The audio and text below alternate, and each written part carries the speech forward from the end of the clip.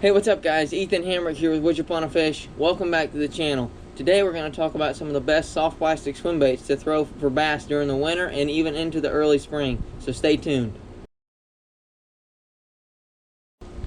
Alright guys, so soft plastic swim baits are excellent options for when the water is cold and the weather is less than stellar. This time of year a lot of cold fronts come through and the fish kind of want to shut down and they want more of a finesse approach. A small swim bait's a great finesse option this time of year when the water's cold, and will catch bass even on those toughest days. Now, a soft plastic swim bait has a very lifelike appearance. It mimics shad really well coming through the water and just looks like a bait fish to those bass, an injured bait fish, fleeing bait fish. So it's an excellent lure this time of year. Now, some of my favorite soft plastic swim baits for the wintertime are Strike King Rage Swimmers, which is what these are here. They've got like a ribbed back on them and a boot tail. Then I've got Kitech Swim Impact swim baits, a little bit smaller, not as thick, not as wide. Still got a boot tail and a rib back. And then the Reaction Innovators Skinny Dipper and Little Dipper. The same swim bait, just smaller sizes. This one's larger. This one's I think 3.5 inches, and that one's 2.5. Now each of these soft plastic swim baits here is very effective and look very natural to bass. It has great erratic action and movement. They all have that boot tail or paddle tail on them, so they move, displace a lot of water when they're kicking back and forth when coming through the water column. So they're just all excellent lures. They all have a little bit different look, but they each still catch fish. Now the way I like to rig them during the winter time and into the early spring is on a jig head. Now I like using two jig heads usually, either a VMC Swimbait jig head. This jig head here is made specifically for swimbait, and I'll just take my jig head. This is a 3/8 ounce jig head. I usually stick with either a quarter, 3/8 or ½ ounce jig head. And I just take my hook and I run it about an inch down the bait, and then just thread it up the shank of the hook, and I have it. That's as simple as that right there.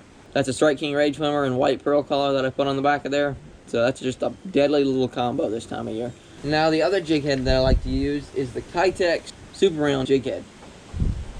Now this one doesn't have that lifelike appearance as much. It doesn't have those eyes on it or the painted head, but it's still a great jig head if I'm out of those VMC Swimbait jig heads. And now I just take my little Kitech Swing Impact swim bait, I rig it up on that bait, and now I'm ready to go. It's very similar to my first one, just a little bit smaller. This Kitech swim bait's, like I said, not as thick and as wide as the Strike King Rage Swimmer. My go-to usually is the Strike King Rage Swimmer, just because it's all around the best soft plastic swim bait I've found. But I do like the Kitech swim bait and the Reaction Innovator swim bait if I need to change it up or give those fish a different look, or am out of the Strike King Rage Swimmers. Now, as many of you may know, there's a lot of different ways you can rig a soft plastic swim bait. You can throw it on a Texas rig or on a drop shot, and I love throwing it on a Texas rig, especially other times of year. Like I have rigged up here. This is like a 4.25 inch Strike King Rage Swimmer, just Texas rigged with a 3/16 ounce tungsten sinker on it. And I love throwing that later in the spring, even early in the summer and in the fall. That right there is really my go-to way to fish a swim bait. But today we're just talking about how to fish a swim bait on a jig head, because that is just my preferred way to fish it during the winter and into the early part of the spring. Now, my favorite way to fish a swim bait on a jig head this time of year is just a slow, constant retrieve. Just a slow, subtle, constant retrieve, or I'll reel it and then pause it and let it fall a little bit, fall a few feet, and then reel it again, pause it, let it fall a few feet. And it's kind of like the yo-yo pattern that I'll use with, say, like a rattle trap.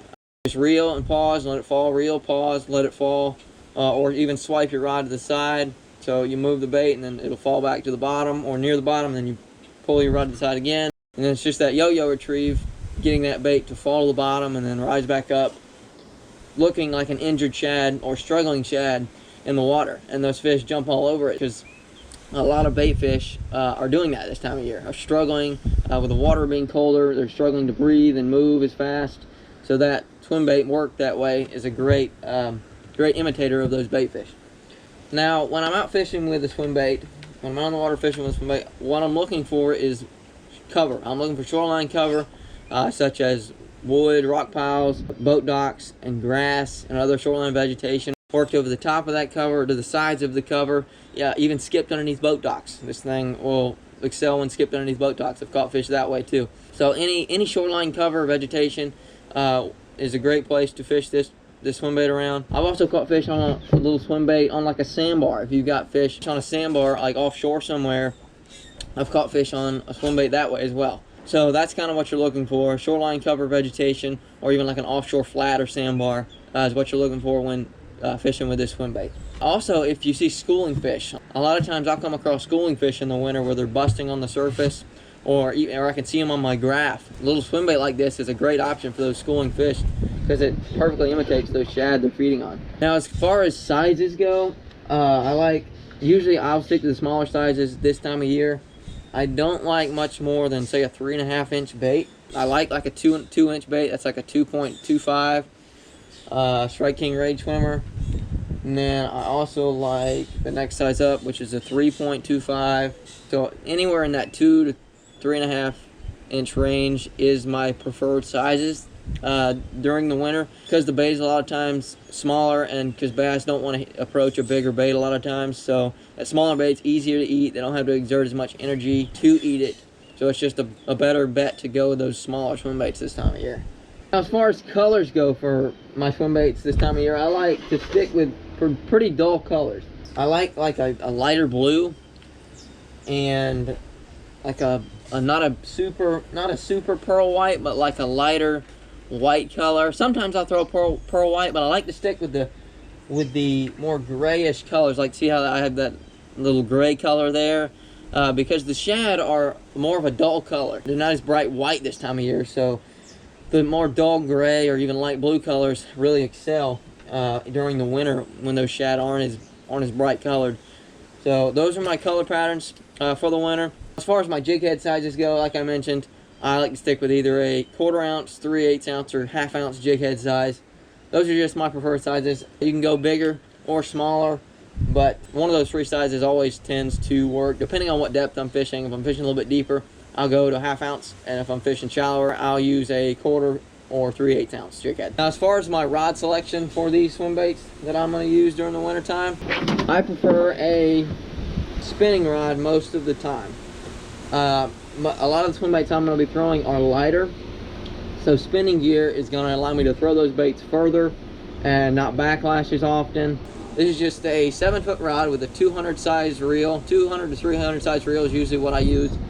It's a 6:4 to 1 gear ratio, spooled with 10 to 20 pound braid, and then I'll attach like a 6 or 8 foot fluorocarbon leader, usually somewhere in the 10 to 15 pound range for my leader.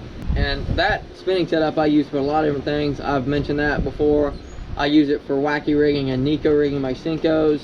I use it for shaky heads. But this is just a great way to fish that swim bait. Because it's a lighter setup, you can throw that bait farther, and not, like I said, you're not going to get backlashes. You can still get good hook sets if you have the right rod. So just keep that in mind. Every now and then I will throw a swim bait on a bait caster. This is just a 7-foot bait casting rod paired to a reel with a 7:1 to 1 gear ratio, spooled with 20 pound braid, and rigged up with the same 10 to 15 pound fluorocarbon leader. If I'm throwing a swim bait on a heavier 1/2 ounce head, I will occasionally go to this bait caster, especially if I'm not fishing in the wind. If I'm fishing wind, I always go to a spinning rod because it's so hard to throw a light bait in the wind. But if I'm fishing on a calm day, I will sometimes turn to a bait caster to fish a little bit heavier swim bait. Usually I'll stick with a spinning rod. If it's calm, I may go to a bait caster for a heavier bait if I want to throw a 1/2 ounce bait or something, or higher.